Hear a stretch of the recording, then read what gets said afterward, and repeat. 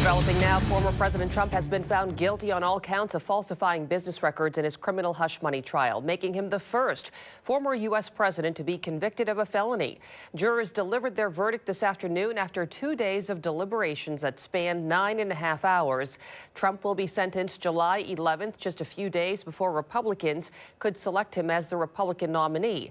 After the verdict, the former president addressed the media, saying he is, quote, a very innocent man, and vowed to appeal. ABC's Rena Roy has more. Former President Donald Trump found guilty. Jurors delivering the verdict on 34 counts of falsifying business records in the hush money payment to adult film actress Stormy Daniels. Trump reacting to the verdict. This was a disgrace. This was a rigged trial by a conflicted judge who was corrupt. The real verdict is going to be November 5th by the people. And they know what happened here, and everybody knows what happened here.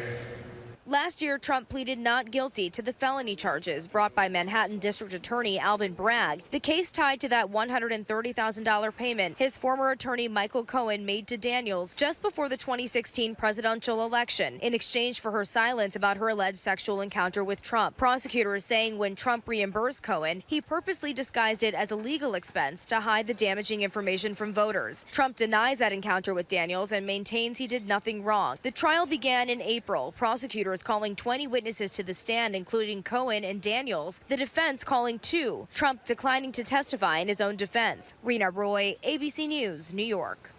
Hundreds of people gathered around the courtroom in Manhattan when they learned that a verdict had been reached. Some expressed anger while others cheered and hugged. Following the verdict, cameras captured Trump walking into Trump Tower. He was seen holding up a closed fist, waving to the crowd and pointing at them before he went inside. Let's bring in KOMO's Hannah Knowles with more reaction tonight. Hannah?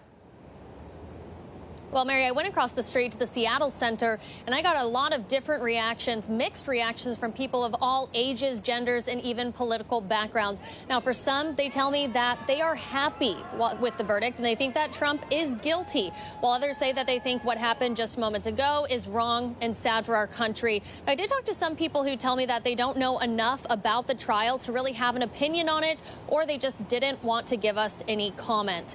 Former President Trump found guilty on all 34 counts this afternoon. I did ask people today if they were surprised by the outcome. Take a listen to what they had to say. The law applies to everyone. It was a fair trial. The jury deliberated. They found him guilty. So we respect the will of the jury. Now, as Trump seeks a return to the White House in this year's election, it will present his voters with another test. Some people today tell me that they think he should serve jail time, while others say that they just don't think that will happen. Now, if that will happen, if he will serve jail time, that will all come down during the sentencing, which is set on July 11th. Live from Seattle, Hannah Knowles, KOMO News. Hannah, thank you. Former Pierce County Prosecutor Mark Lindquist is here to provide some analysis, a historic moment in American politics. Mark, so the former president will be sentenced July 11th. Let's get right to the sentence. What kind of sentence could be given? The judge has a lot of discretion, but I would not expect to see jail time imposed, more likely probation or house arrest. That is the expectation. And is this something that could happen before Election Day? Well, I think what happens, if it hasn't already, is Trump's lawyers are going to file their appeal, Sure. of course. And Mr. Trump is not going to be going anywhere between now and the election. Nor is he considered a flight risk. Correct.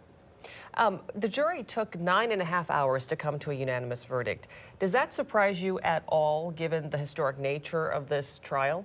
I was a little surprised, and in fact, I had predicted a hung jury as the most likely result, given the numerous counts and given the polarized feelings people have about Mr. Trump. So even you, as a legal expert and someone in the field, expected a hung jury. I mean, the way that it happened, what does that speak to you about the attorneys for both sides and how the case was presented? Well, for me, it says the jury did their job. They got in there. They undoubtedly disagreed in the beginning. They took some time, and they came around to a unanimous verdict. Trump says he will appeal this conviction. Regardless of the appeal, a felony conviction does not play into the requirements of the prerequisites for anyone running for president. Can you explain more about that? Right. In some states, you cannot vote when you've been convicted of a felony, but you can still run for president. So this probably has, well, it has as a legal matter no effect on his ability to run for president. Whether or not it has a political effect remains to be seen. All right, Mark Lindquist, thank you so much. Really appreciate that. Thank you. Well, stay with KOMO News through the day on this developing story. We'll have the latest updates for you on the air and online.